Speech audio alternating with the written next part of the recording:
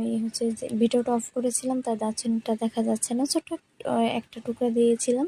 তো যখন আরেকটু লাল হয়ে যাবে তখন এই তো জিরা দিয়ে দিলাম। তো জিরা দেওয়ার পরেই হচ্ছে যে সুন্দর করে একটু লাল করবো, কারণ ডালের ফ্লেভার হচ্ছে আপনার জিরাটাই আসে। যখন সুন্দর করে লাল করবেন তখন হচ্ছে ডালটার ভিতরে দিলে পেঁয়াজটা কাঁচা কাঁচা হয়ে যাবে না।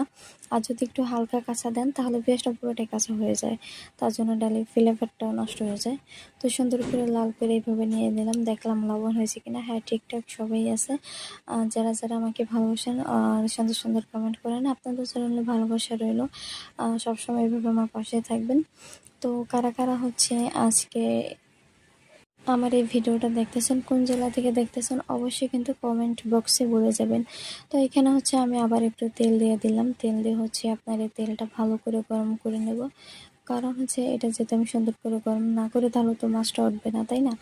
এখানে 6 পিস মাছ ছিল, তো আমি 4 পিস দিয়েছি।